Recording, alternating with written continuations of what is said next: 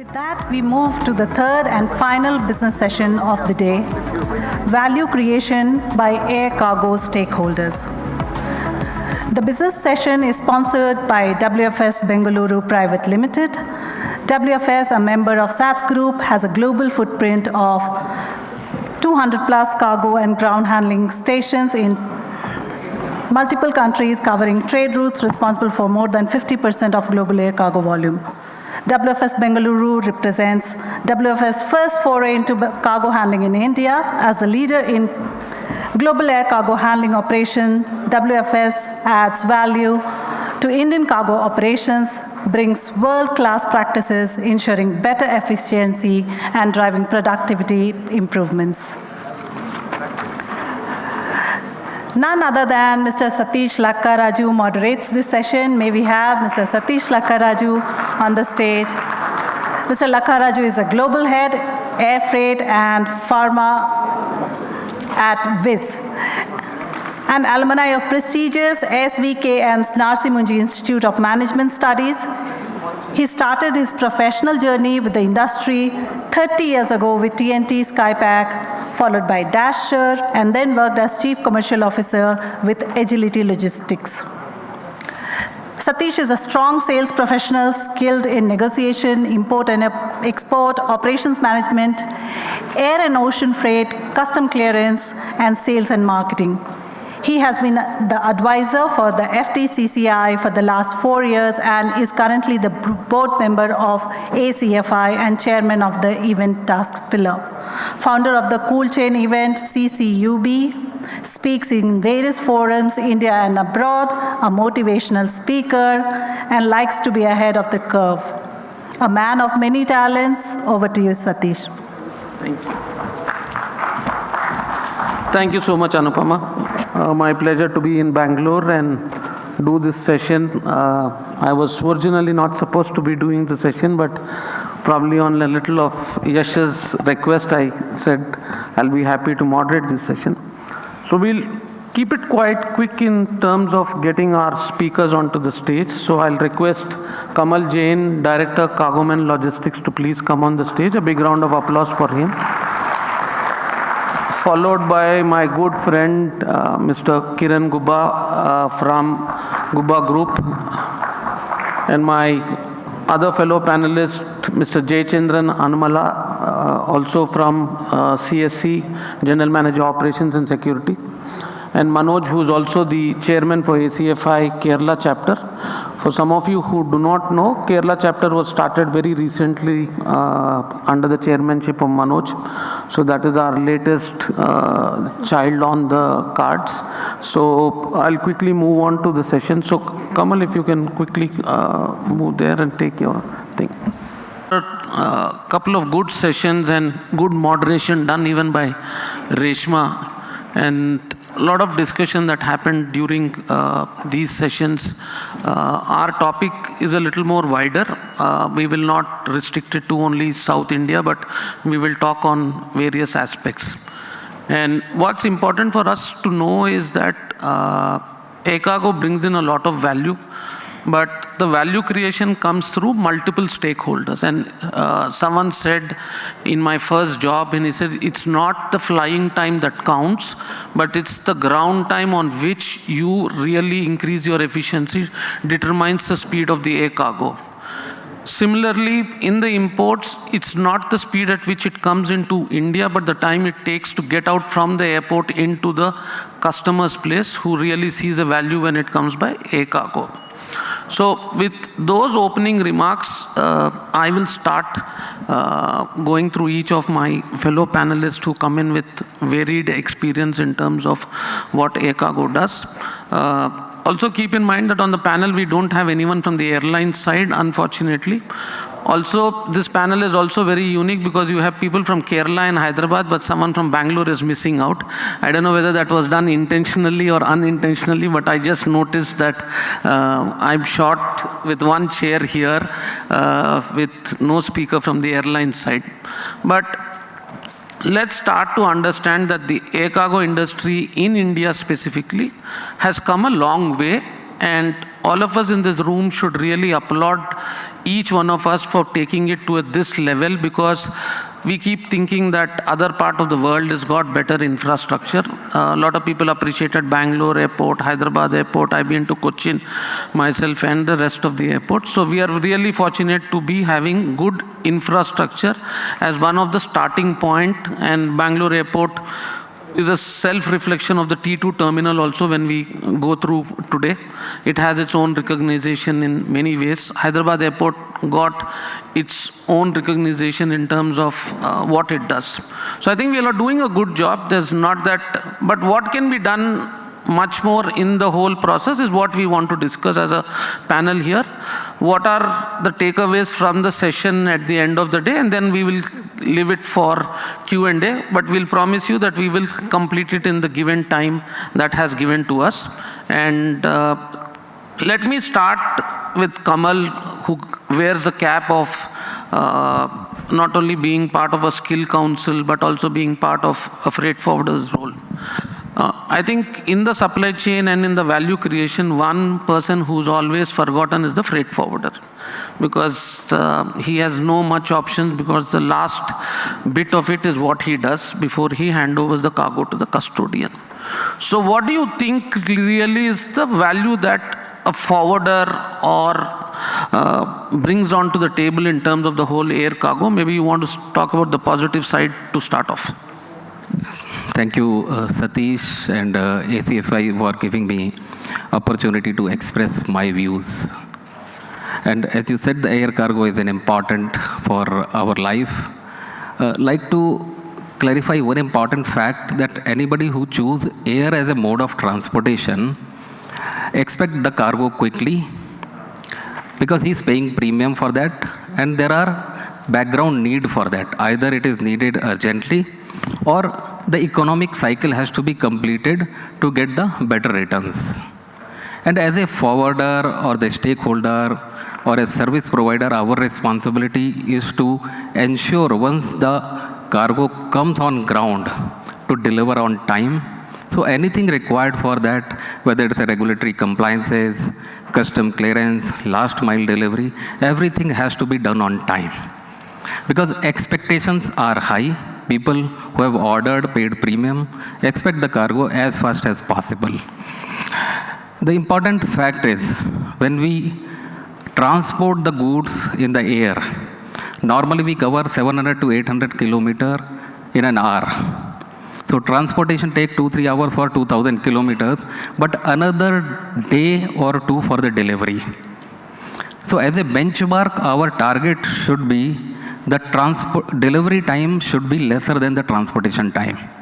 Though it looks very optimistic, but it has to be the futuristic approach. With that mindset, we need to start working.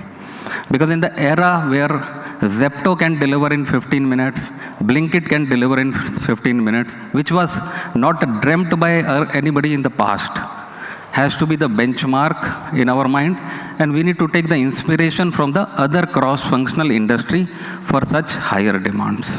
So this is what we can think about and change in the mindset. So Kamal, you brought out very pertinent points in terms of the speed is the essence clearly, and also that the other industries have really improved in terms of the speed and efficiency. You brought out the aspect of Blinkit, and it's one of my favorite examples is when the mother asks the child to bring milk from a nearby store. He's still lazy and he's thinking, and by the time the lady presses the button, and you will see the Blinkit guy at the door already. So that is the expectation in terms of what the value you bring to the end customer, and that's what is expected out of air cargo. So let me go to Jayachandra in terms of the role of the airport and the custodians is very critical in terms of the whole thing, because your role is limited to that particular area in which you operate, and you have tag times which are very, very different. How has this been over the years? Has it changed in any way for all of us to understand? Because that's an area which is not known to some of us, or some people know about it. Maybe you can throw some light in terms of what you all do. Right. Thank you, Satish. As a CTO, cargo terminal operator, for us, challenges is facing the trade that they need a speed. At the same time, the infra is there, but time management, the challenge what we have out there to connect the material and the timelines that is been given, 12 hours for CHAs and the 36 hours for airlines. Still, I feel that time we need to reduce. As somebody was saying here, that why can't in 2 hours, 3 hours we can connect? We could do that, but subject to the industry coming together, including regulatory bodies over there. The big constraint is obviously not having all the allied bodies or regulatory bodies together under one roof in the airport. And the infra which is there in the airport, even right now across India, no agency sits together at one place. If cargo is marked for testing, somebody has to remove the sample and go around the city or places to get the NOCs done. And they don't come together and sit at the one place.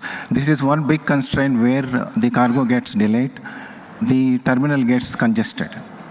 And second bit is that airlines probably overbooking. And these advance bookings come and sit at the cargo terminal, and we need to then manage the throughput where the further early flights gets delayed. So these are few challenges what we face at the airport, but infra is there. Infra is there. Together agencies coming, including you call it a DGCA, Customs is doing an excellent job already over there. We have problems with because regulations where piece level screening has to be done when the cargo arrived at the airport. We used to do what you call earlier throughput, one pallet you put through the machine and it goes outside. But now we need to dismantle it, put piece by piece into the X-ray machine, and then the other side you put up paper stickers on the each package, and then pass it through the agencies. So all this stuff takes a lot of time. So this 36 hours could be reduced if these constraints are coming down. And of course, as somebody said, the truck docking time or truck awaiting time. That also is a big challenge for us because somebody does the dummy booking, somebody issues the dummy carting, and the cargo then comes and sits at the terminal. So we need to work together, all agencies, including trade, the airport authority, and because, of course, customs. Then we could expedite and reduce the dwell time. Oh, thank you. I think dwell time has been an important aspect both for imports and exports.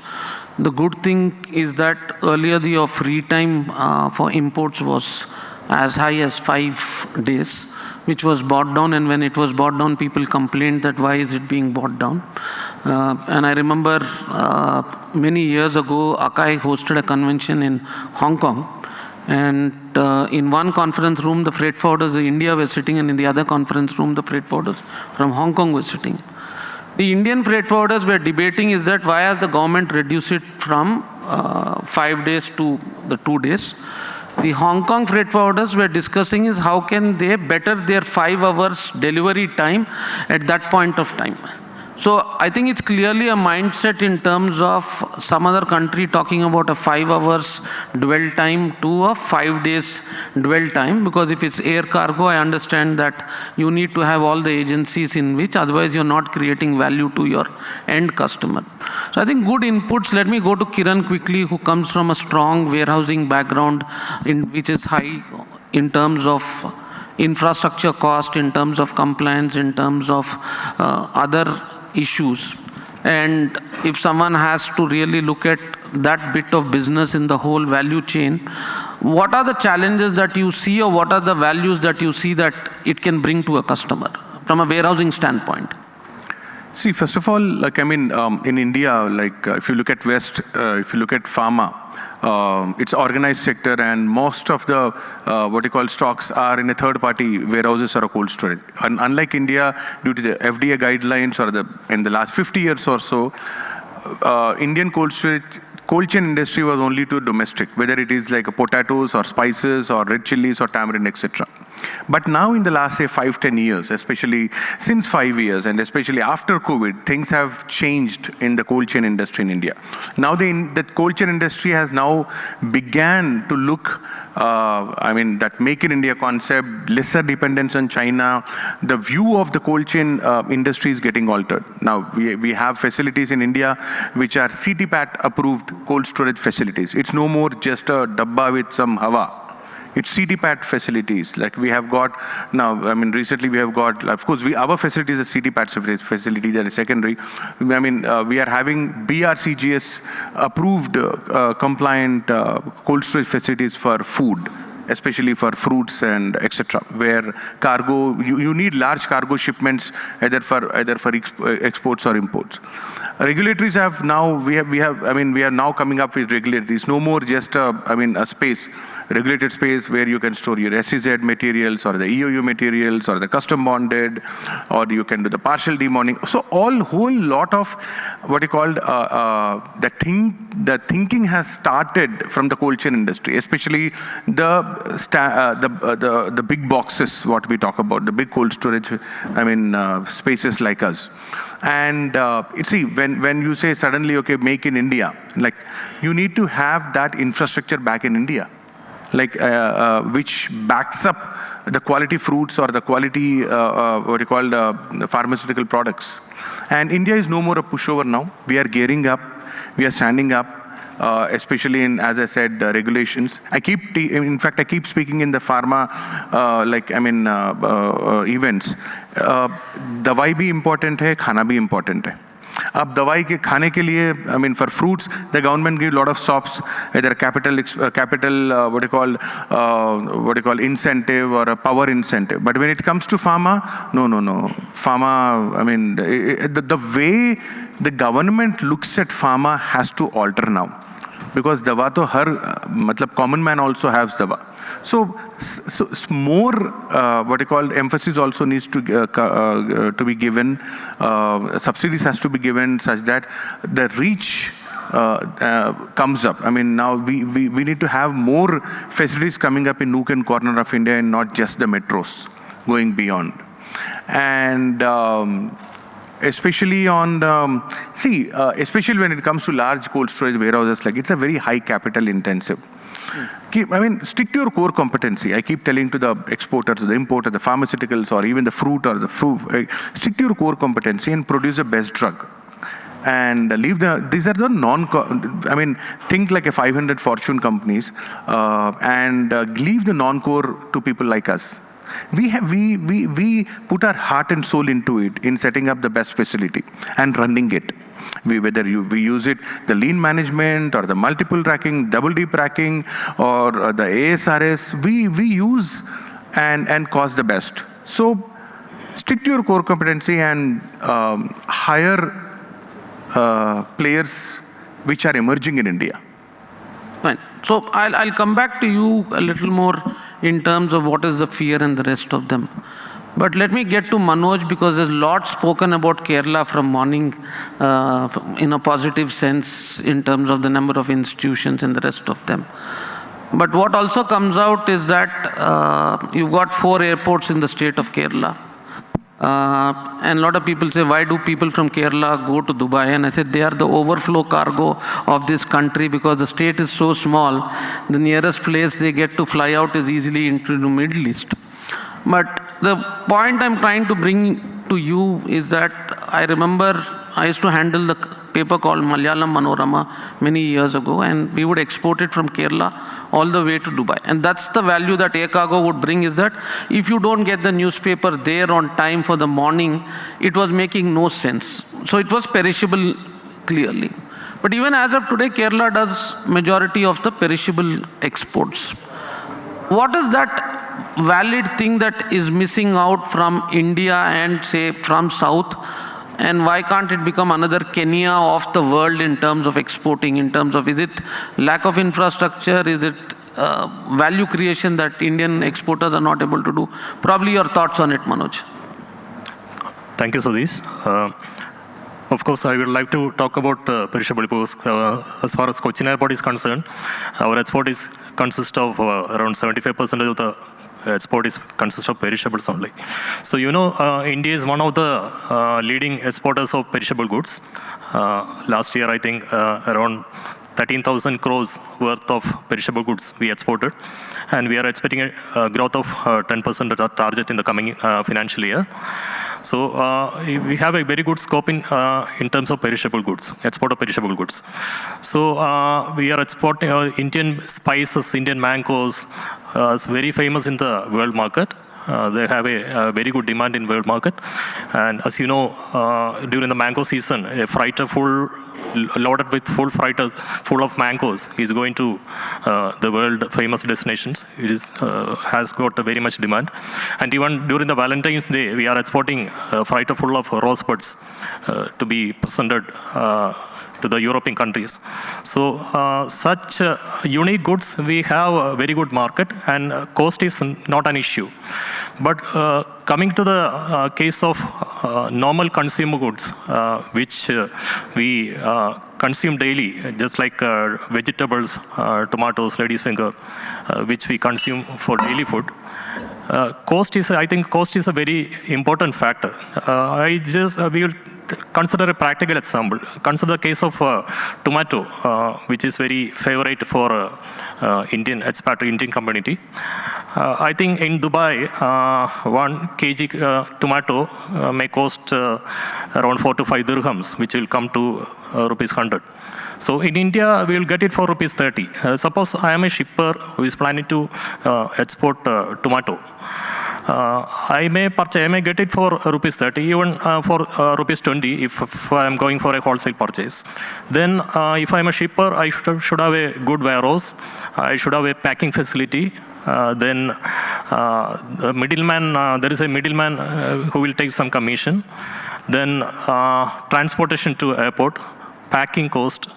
Then, of course, a major portion will go to the freight fare, which will come to around 30 to 40 rupees per kg. Then handling charges at airport, transportation at the destination. If you sum up, it will come to more than 100 rupees. So in most of the Middle East countries, now they have a price cap. You cannot sell the vegetable goods and whatever price you like. There is a price cap for the daily consumable items. So if your price goes beyond a certain limit, you cannot sell it at the world market, means Middle East market. So what we want is, we want to reduce the cost. So how to reduce the cost? Also, you have the same products coming in from different countries of the world. It will be available in much cheaper price. So you cannot sell it at the rate, at the cost which you have spent it for. So how to reduce the cost? That is the main issue. For that, we need some government support also. We should have some warehouses or pack houses under public sector, which is available and a lesser rental. Then you have to reduce the overheads like transportation. Government should give the support for purchasing it at wholesale rate on some ideas which they should give it to the farmers. Farmers community should be developed so that government should purchase it at wholesale rate and give it to the shippers. So also last year I think government has removed the GST ban on air export. Now it is 18%, and for sea freight it is only 5%. So again the price has gone up because they have to roll the even the refund they will get. They have to roll the GST fund till they get the refund. So all this, due to all these reasons, prices has gone up. So again, you have to maintain the cost so that you can compete in the world market. Again, the second thing is to maintain the quality. You should keep the freshness. You should have a sufficient cold storage facility till it is loaded into the aircraft. You have to present the item in a local market in somewhere in Dubai or Middle East as fresh as it is, which is available on the farm. So you have to maintain the quality. Third thing I think is certifications are most important because there are a lot of certifications given by APEDA, MPEDA, then COC. So all these certifications are a proof of quality, it's a stamp of quality, so that your consumer can buy it blindly if it is certified by a competent authority. So all these things will add a value to the Fine. I think you've covered a lot of aspects in terms of the complete perishable industry's challenges to what needs to be done and what can be done. But larger thing that comes out is that, because even if you look at the perishable industry for all of us to understand, the majority of the components still almost, I would say 70% is the freight component. And that really determines the success of the perishable industry. Is there anything that the government can do in terms of what other countries do? Is something which we can really do, what Thailand replicated it or what Kenya can do it. So I'll come back to you, but let me go to Kamal on the import aspects of it. Today, Madam Kajal Singh, Commissioner of Customs, was mentioning about 30-odd agencies that are involved in, export or import of, based on the nature of the product. What is the value that these agencies really bring about? Because the point is that if you have 30 agencies and it has to go, it's not a small job for anyone to really get it. And then Jayachandra mentioned about the agencies not being available because customs may be available 24/7. But if the agency functions only Monday to Friday, then you're not doing value creation, but you're actually devaluing the product. So maybe your take on it. So this is why primarily all these participating government agencies, these agencies which are required, NOC required or licenses required before the clearances of an import item, are controlling agencies, not the value creation agencies. But there is a purpose for that. The Government of India has created certain rules and regulations for safety and security of its nationals. Let us take an example of Drugs and Cosmetic Act itself. The law is created so that we get the quality of drug which is imported and no spurious drugs or the drugs which can damage the life or health of the people. So mostly it is in quality control organization. The only gap is these participating government agencies, commonly known as PGAs, are not working in tandem with the customs requirement. Though custom has reached to an RMS stage, but none of these people have RMS in place. Second thing is custom claims to be a 24/7, but none of these agencies work 24/7, and many of such agencies do not work on the Saturday. So there is a requirement of refinement in their working procedures and upgradation, which will help the faster movement of goods, but it will take time. But the matter of fact, there are 30 agencies or more than that, 38 agencies require a controlling mechanism which can control their performance also. So if custom like to clear its import cargo within 48 cargo, export cargo within 12 hours, there has to be a timeline for such agencies also. I think so. It's a point really that ACFI has been looking at it for quite some time. Like we spoke about transshipment and the challenges. Let me come to Jayachandran with a very different aspect. I worked in other countries where I saw standardization in terms of palletization and unitization. The value that it brings, because the ease to handle cargo becomes much easier, because if you are in Europe, you have a Euro standard of pallet, and then if you are in US, you have a US standard. Whereas in Indian airports, do you get cargo palletized at your place, or how is it? How much of cargo really comes in terms of palletized and non-palletized? Generally, we don't. As I just specified the Bikasa regulation, even somebody wants to bring palletized cargo, we need to dismantle it and then screen piece by piece, which is a restriction or a hurdle for us. We are yet to develop to that stage where the pallets or even ULDs directly go to the manufacturer and come here for a screening. So that stage has not yet come. And almost all palletized cargo is hardly 20%, I could say, that comes to the airport is bulk cargo. And then we need to maintain the timeline to connect cargo on time, on ground, by doing the palletization at the airport. So that's a clear thing that India needs to come a long way in terms of unitization and palletization. And if that happens, then the speed at which cargo can move out of the airports and come into the airports and load into the trucks also makes life much easier. So that's a place where we can create value for both the customers as well. So let me go to Kiran now again. Is warehousing really looked even today in this country as a rental business, where you look at it, what is the per square feet rate, rather than looking at the value that you do? Because you spoke just now about please focus on your core competencies.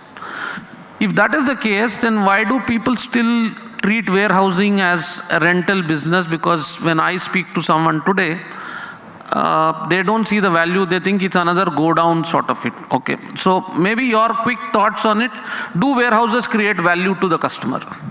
I'll take the conversation little aside. In fact आजकल ना लोगों के पास real estate के भाव बढ़ गए, अब जमीन की भाव बढ़ गई. People think setting up a dry warehouse and a cold storage is just the same. But the difference between that is in a cold storage you have a vaccine at 2 to 8, you are an ice cream at -20, is like you are having an ICU patient all 24/7. You don't have a choice. At least you have a choice only to run it. You don't have a choice to shut it off. In a normal warehouse it is. So the Indian mindset now, warehouse is typically again like a rental income, which is no more. Now coming back, we keep speaking to people and now telling that it is no more a typical warehouse, it is a value addition to your business. You bring 50 tons of, say, cargo, I mean, which comes, which has to go to a SEZ unit. You need a regulated space. So it's a value addition. You import some material and then you want to do some custom bonding, debonding, partial debonding, and take it to your SEZ unit or an EOU unit or a DTU unit. Again, that is a value addition. So the view that got created since our independence, that the cold storage industry मतलब 4 डब्बा है, गवा है, वो अभी हम बदलना चालू करे हैं. And it's way to go. And we have to keep beating and keep saying that we are in the value creation now, not just dabba or hawa. No, so I think today when whether Krishnan spoke or Mr. Govindarajan spoke also, they brought out the aspect of skill and knowledge. And generally, air cargo is considered to be an expensive Mercedes-Benz type of a product. But the value it brings at the speed at which it takes it to the destination also ensures that your return on income is faster, because if you are 60 days on the sea, you don't get paid immediately because your material is not delivered. Similarly, in warehousing, if they can bring the cargo to a very competent warehouse which can do all the work before it is handed over to the custodian, the life of the custodian is only to build the pallet end of the day and then to uplift it to the airlines. But in the domestic air cargo, Keku is not here, 98% of the cargo comes not ready for carriage. They actually do most of the work just before it is given, including baggage and tagging. Jayachandra, correct me if I'm wrong, but that has not changed. When I started my career, it was like that. Even today, when I go to any of the warehouses, maybe you, before I get to Manoj, you both can We don't want to follow that. Huh? Obviously, we don't want to follow that. And people don't bring the cargo as ready to carriage. And the struggle then starts from the airport itself, accommodating the space, then reducing the throughput capacity, and delays and offloads. Altogether, it is connected. So, Kiran, I think you answered the point. Let me get to Manoj now quickly. We spoke today in the morning about 30 or 35% of the cargo coming from the South Indian airports, of which Bengaluru happens to be the third largest airport in the country technically. But Kerala has got 4 airports and it's got decent amount of capacity. What is that it's missing out really to get its share increased? Is there any way else that cargo from other ports can quickly flow into your airports to uplift rather than the rates being reduced? So Kerala has 4 airports. I think it's one of the few states which have got this status. It has 4 airports at a distance of 150 kilometers. So as of now, we have a drawback within the state, inherent to the state. We don't have any big manufacturing industries in Kerala. That is a drawback. So movement of general cargo is much lesser than compared to any other major airports. But we have a very good movement of perishables. For perishables, having 4 airports is a very good opportunity because the cargo origin centers are scattered all over the state. Near to Idukki, we have the center for spices. Then Trivandrum, we have a lot of marine products. Then Kannur, near to Calicut, we have leather products. So each district has its own peculiar products, which is it's famous for. So shippers can transport their goods to the airports which is nearer to them. That provides a good opportunity. Also, as a major airport, Cochin has very good connectivity, has a lot of flights. So if there is any shortage in the cargo space in any of the other airports, they can bring the cargo to the Cochin because we have connection flights from other 3 airports to Cochin. But only thing is that we should have regulatory support in terms of simplifying the procedures. If a lot of other speakers spoke about simplifying the procedures of transit cargo. In India, it is the complications are there are a lot of complications or the procedures are much complicated. So we should simplify the procedures to move the transit cargo. If it is coming from national airports or whether it is coming from international airports, we should think of much in a bigger way to simplify the procedures to move the transit cargo. Because just look at the other airports, how Dubai or Doha or even Colombo, how they have developed the transit hubs. I think very less percentage of the cargo is moving to that particular country. The major percentage is moving out of the country as a transit cargo. So having as much of airports is a very good opportunity. I think government is now planning to open more airports. But at the same time, having the connectivity within these airports, the transshipment procedure should be simplified so that the cargo which is coming from smaller stations is brought to the major stations and it is going out of the country or the destination as a transit cargo. Thanks. So what I'll do is I'll quickly ask you one question to all of you is, if God appeared to you and asked you one wish that is required for this industry to change, what would that be, Kamal? One wish. And the answer should be short also, one line. God has not given you too many options. I would like to say the talented people should come to this industry. That is my wish. The rest of the things will follow. Okay. Jay? Of course, simplified procedures, regulatory constraints have to come down. Okay. Clients should understand the value creation we do to the industry. Okay. And Manoj? At least one airport in India, I want to see as a transit hub, just like growing as Dubai, and at the level of Dubai or Doha or Hong Kong. So big round of applause to you. If that is the wish, I would guess I'll be happy if that comes true and before I retire from the industry. So I'll quickly open the floor for any questions if anyone has, because from morning we've not engaged you quite well and the food has settled down quite well. So I don't see anyone really. So maybe if someone wants to ask any of the panelists any question, we'll be happy to take. Okay. Seems all want to have a cup of tea, so I'll now call the MC to quickly come and do the honor. But please do a big round of applause for my fellow panelists who've done a good job to keep you all awake. Thank you to ACFI and to the sponsors.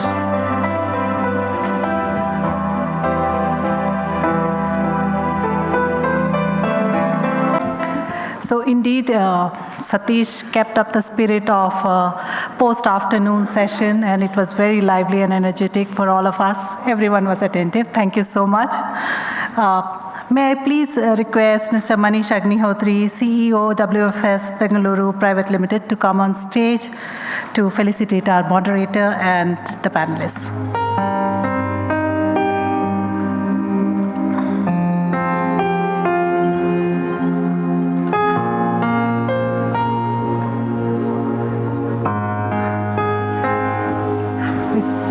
We start with Manoj. Manoj P. Joseph.